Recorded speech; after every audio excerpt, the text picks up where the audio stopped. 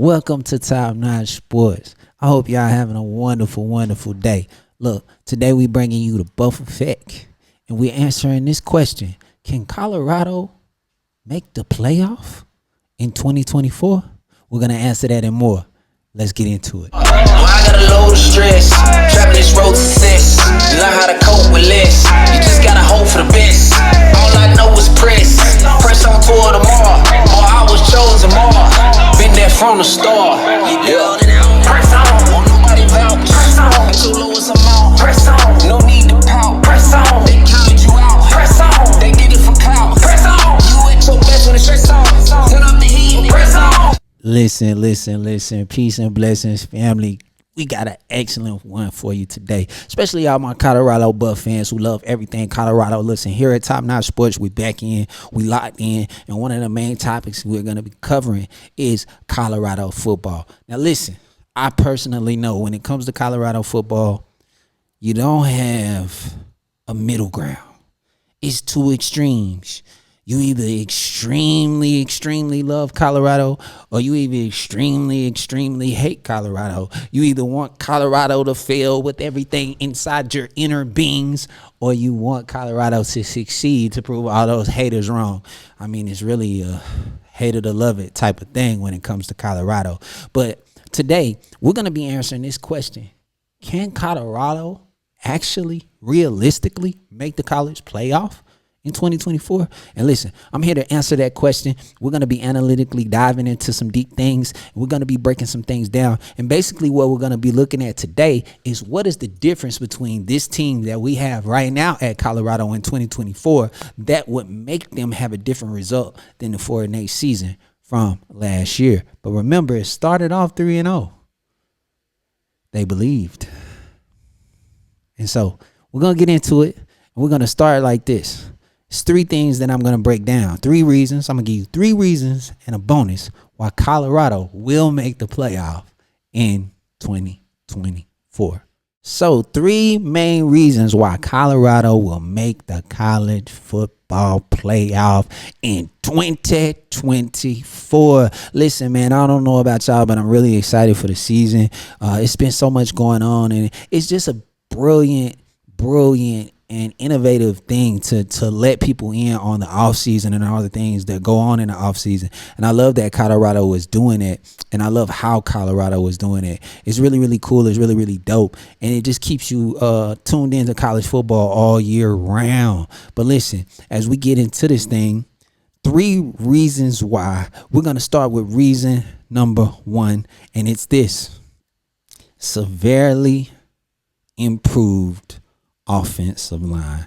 The offensive line has improved astronomically. I mean, it literally blows my mind because I've literally done the due diligence, and I've really looked into each and every player that they brought in, and I took a deep dive. I really looked at what went on last year, and I weighed the pros and the cons. And we know that, listen, let's be truthful, let's be honest. Colorado had the worst offensive line in college football. Out of all the top schools, or the schools that got all the attention when it comes to Power 5 ball, I don't think nobody had a line that was worse than Colorado's. But when you really look at it and you really dissect it and look into it, why was that? First, you have an offensive line with players that are coming together for the first time. That is very important. Because it does take a certain level of bonding and a certain camaraderie, and you got to have the right pieces if that's something that you're trying to do right away. But when you look at it, take the situation like with Tyler Brown.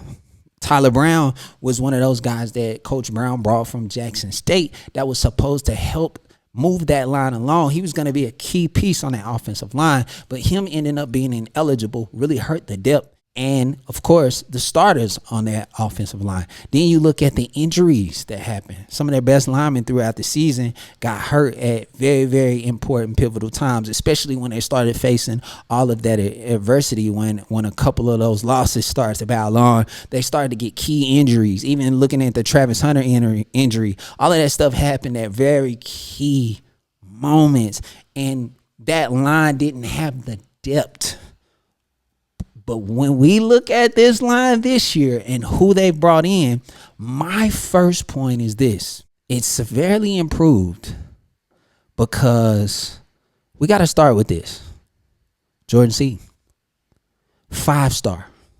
Not only is he a stud young man, like this young man is legit. This young man has the mentality. He has the grit. He has that it factor that you look for, especially when you grabbing those 5-star kids. And I think he's a plug and play guy. I think instantly Jordan Seaton would have been the best lineman on that offensive line last year. This version of him that's finna go into his freshman year. And I believe him getting to school early, starting spring, big deal. This kid is really getting in that weight room, and he's really getting the conditioning and the training that is necessary. I mean, come on, they're training with the Navy SEALs. They're training with the Marines. I mean, they are doing some serious things, and I think it's just going to pay dividends for a kid like Jordan Seaton coming in with all this talent. 5-star kid, the #1 offensive lineman coming out this year. I believe he's going to be a key role on that offensive line. But it's not just Jordan Seaton. When I look at what's going on in Colorado, I also look at the personalities. We talked about what happened last year. You got to have a certain level of camaraderie. You got to have a certain level of oneness when it comes to like playing together and playing for the guy beside you and really laying it out there. And then when adversity comes, I don't care who you are, whether you're a married couple or a football team, if you're not really unified the way that you need to be, one thing that'll bring it out for sure is adversity.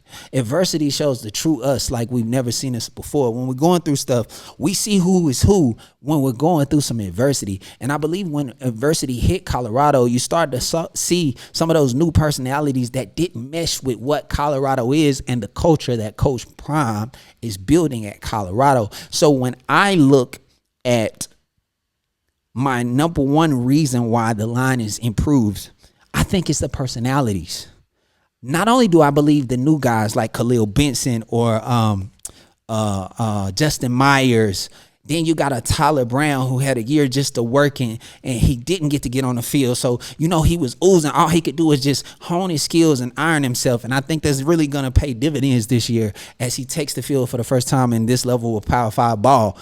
When you look at those guys, their personalities mesh perfectly with what Colorado wants to do and with Shedeur Sanders. These guys love Shedeur. You can already see the camaraderie. You can already see them building a bond with Shedeur. And you can already see that they're going to lay their life down for two. Like, they're really going to go out there and put everything on the line for two. And all of these guys are guys who are leaders. You can tell that they all got that dog in them. I see that Coach Prime and the Colorado Buffs, when they were scouting this time around, they really paid attention to the grit and what type of people that are we bringing in. Then you look at the play. A lot of these new offensive linemen that are coming in, they played a lot of ball, a lot of big time ball, a lot of high Power 5 ball. And so they're coming into a situation where the bond is already being put together perfectly. And it's the right nucleus for them to have an excellent season up front. The trenches is everything. And we're going to get into on another video. On this video, the main reason we're going to be talking about it is offense. So the next video, we'll get into the defense. So if you want to check that out, listen, make sure that you hit that like, comment, and subscribe button. So when you look at what went wrong and you compare it to what's going right, and then you look at the coaching that you have someone like Phil Loho who has been through so many high-level challenges, ups and downs on the highest level. So let's talk about him. He played for the Minnesota Vikings for 6 years. He played right tackle and started as a rookie. Made the All-NFL rookie team in 2012.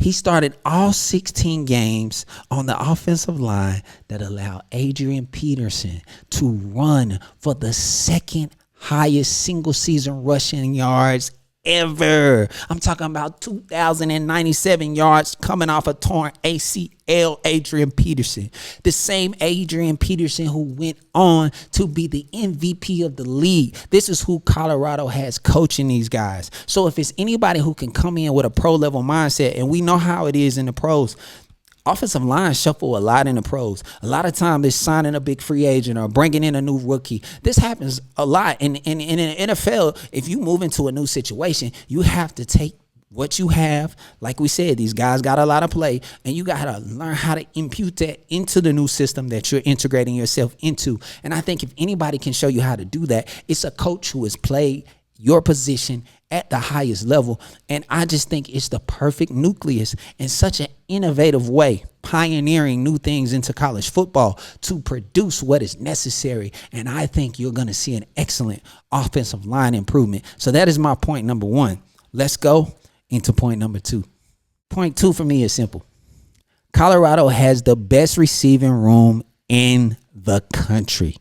I mean, when you really do a deep dive into their talent and you look into each and every player that they have brought in, of course, taking into consideration who is coming back. And of course, we never have to question the quarterback. I'm talking about the new stuff. We already know what Two is. We already know what Travis Hunter is. We already know these things.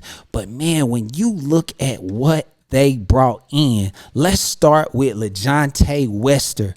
This guy is off the charts phenomenal. You can tell he's a young man that's just been waiting for the spotlight. If we look at what he did last year, 108 receptions with 1,168 yards. Man, he was eating it up. 8 touchdowns with a 10.8 average. Pretty much this dude is a first down every time he catch the ball. And one thing that I noticed so far about Wester is it's simple. He is the type of guy that does a lot. He has a lot of versatility, whether you're looking at him coming out of the backfield on some plays where they run him on like jet sweeps and different things like that. And he also does a lot in the kicking game. I saw him bring back a couple kicks, which you will probably see here on these highlights as we showing them. But just very explosive guy. He reminds me a lot of Xavier Weaver. That role, and we know pretty much that was Tools' go-to guy last year. Xavier Weaver had a nice year last year, and he was kind of like the security blanket for Shedeur Sanders last year. But when I look at LeJontay Wester, I see a guy who reminds me a lot of Xavier Weaver, but he comes with maybe even more explosiveness, maybe even a little more of that quick, shifty, able to get in and out of cuts just at a higher level. And when I watch this guy, he's very explosive with the ball in his hands. He attacks the ball in the air. This guy, I think, is going to go crazy this year. I don't see him dropping off. I think Shedeur is going to have 3,000-yard receivers, and I believe 110% that LeJontay Wester will be one of them. Then we got this guy here, Will Sheppard. Now let's look into Will Sheppard. 47 receptions last year coming out of Vanderbilt. He has 684 yards receiving, 8 touchdowns, 14.6 yards average. Do y'all know what that means? This guy basically was a first down and a half every time he was catching the ball. So this is high level football. This receiver core is really going to another level. And when we think, and there's a whole lot of other receivers, I'll get into some of the freshmen that I feel like can have a breakout year in another video. But when we look at what's coming, we know what we're going to get out of Jimmy Horn. Last year, 58 receptions, 567 yards, 6 touchdowns, 9.8 average. Say first down. First down even when Jimmy touched the ball. So we know what we're getting out of Jimmy. And we know what we're getting out of Travis Hunter. But when you look at all the other guys, and then let's not forget Omarion Miller. Come on now. Omarion Miller, who had the big game at USC. This guy is going to have a big year, I believe, this year. And he is going to be able to do some phenomenal things with the football in his hands. So Shedeur has weapons all over the field. I mean, it almost blows my mind how many weapons the Buffs have at the wide receiver position. That's why, in my opinion, when I break down everybody that they have brought in, even the kid from TCU, everybody that they brought in, and they all have different flavors, but just the explosiveness that I see, I feel like Colorado has the best receiver room in the country. And I do feel they have the best quarterback. Let's move on. Point three. Point three is simply this. The running backs will combine for over 1,500 yards rushing. Someone may say, who is running the ball? What is you talking about? Didn't all they running backs leave?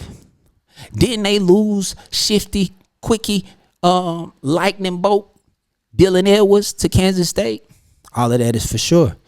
But when you look at the guys who they was once again able to bring in, I'm going to talk about two guys that I feel like is going to have a big year, but I feel like it's going to be running back committee. And I got an X Factor guy, a guy who is not necessarily listed at running back. I'm going to do a video on that one. So make sure you hit that like button, you comment, and you subscribe, because we're going to bring some awesome content to you guys. But these two guys that I'm finna break down for point 3, let's start with Dallin Hayden. I want y'all to watch this. Look at him. Watch it. Cut it up. Boom. Hit the hole. Out of there. This guy was just oozing it factor. When I looked at Dallin Hayden's tape, especially from his freshman year, and we got to keep in mind, what level is he doing this? What level is this going on, this stuff that we're seeing him do? He's doing it at Ohio State. Ohio State is coming in as the number 2 team in the country. And this guy was highly regarded as a freshman at Ohio State. Even when you watch his tape and you watch the opportunities that he got to run the ball, even the commentators raved about how good Dallin Hayden was going to be. And I think he's had some time to really build his body, prepare his body on the highest level, playing at Ohio State. And now he's going to get an opportunity to really showcase what he's got on a full spectrum. And I think he's going to have an awesome year. Even when you think about some of the things that Dylan Edwards did, look at Dallin Hayden out the backfield. He can also catch the ball. Now, I wouldn't say he's necessarily Dylan Edwards when it comes to this, but I think he's going to literally bring some things that you need. When you combine it with some of the other guys that they have, I mean, you're going to get exactly what you need coming out of the backfield. Then there's this guy, Isaiah Augustif. Now listen, this kid was a 4-star freshman coming in. He ended up committing to Arkansas. This guy is built. He reminds me of Adrian Peterson. Now who's coaching on that line? Yeah, Phil Loweholt. Yeah, so he knows all about Adrian Peterson. He watched him run for 2,000 yards and win MVP. And this guy reminds me a lot. There's something about his style. There's something about the way he attacks it. He reminds me a lot. And when I look at his opportunities and the few things that he was able to do last year, looking at this kid, man, like, check this out. Look at him run the football. He just attacks. Boom. Look how he attacks when he runs the ball. Reminds me a lot of Adrian Peterson. And I just can see this guy really having an explosive year if point 1 turns out to be what I believe it will, which is a much improved offensive line. And let's be honest, last year they were abysmal. If they can just be above average, I think we're going to see this running game take off crazy, because come on, look at the passing game last year. Think about it. Shedeur Sanders was week after week in the top passing yards and in the top touchdowns with one of the worst lines in college football, and also leading the nation, one of the top quarterbacks who was being sacked. Yet he's still up there, still in the Heisman talk, still putting up some of the best numbers. So imagine if he can do that with abysmal line play, just above average, which I think they'll even be better than that, because the talent level is impeccable and the coaches have crazy experience and is impeccable. So I think they'll be even better than above average. But when we look at this thing, I want y'all to think, take a second, process this. This kid here, he's the type of kid, if Shedeur's out there tossing it around the yard, utilizing those amazing weapons at wide receiver, you think this kid ain't running through the hole and making you pay? You don't think they're going to be able to pound when they need to pound? You add him to Dallin Hayden, plus what we already have in the backfield.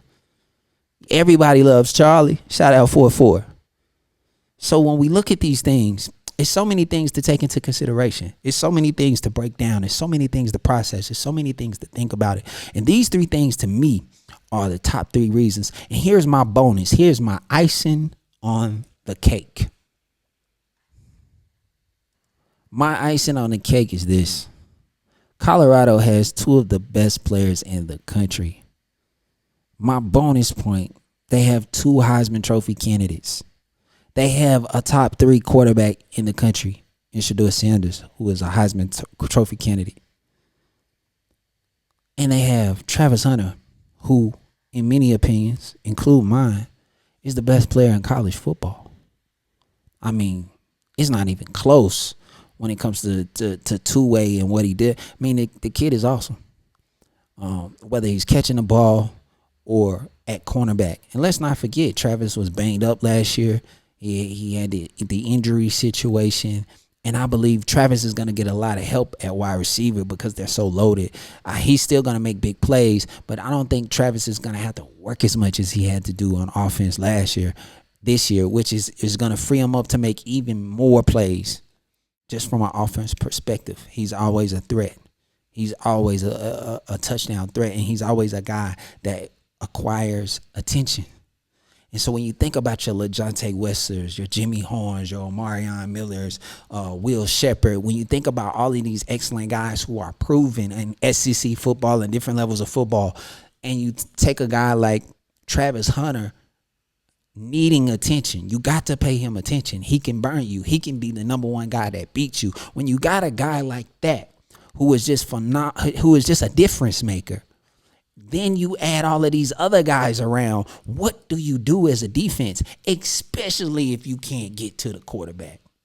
If you can't get to the quarterback, they are going to light you up for 60 every single game, and then ice the clock with the running game when it's all said and done. So for me, with all that being said, I think the number one reason why Colorado ended up 4-8 last season, I believe there was a lot of attention that magnified everything. And I believe that when adversity came, a lot of those guys was not the right character guys in order to stand during the adversity, to get past the adversity. And they had a lot of key injuries at key times. I believe the depth at those positions in the trenches, and we're just focusing on offense. The next video we'll get into defense. But the depth in the trenches, even on the offensive line, is going to give them the ability and the flexibility to handle themselves far greater this time around this year. The next guy up will be someone who you can count on. And I see them having even better fate this year, not suffering certain injuries. You got a guy like Tyler Barron, who's had a year just to build himself up and prepare himself for Power 5 ball, who will be there, who will be one of those anchors. So I see Colorado making the playoff in 2024, and it's because Colorado will have a top 5 offense in college football. If you've enjoyed this content, please listen. We love you here at Top Notch Sports, and we know that the viewer is what's most important. You guys is what make everything tick. You guys is what make everything go. And I just want to let you know I appreciate you. If you have took any time out to tap in and be a part of our content, it is such a blessing to us. When we will be doing giveaways as this channel grows. When it hits 10,000, we're going to give away $1,000. When we hit 20,000, we're going to give away $2,000, and we're going to give it away to you, the subscribers. So listen, come be a part of this top-notch family. We promise to listen to your comments. We promise to listen to what you view, to make sure that we bring the type of content that you love and that you enjoy. And we're open to any type of criticism or whatever the case may be. We just want to build a great family here at Top Notch, where everyone involved can enjoy the things that we enjoy and talk about the things that we love. So if you're someone who loves Colorado football, we'll cover it here at Top Notch. Make sure that you get in the comments, and make sure that you hit the like button. And most importantly, we would love to have you a part of the family, to subscribe. And to all my boxing fans, we do cover boxing here at Top Notch as well.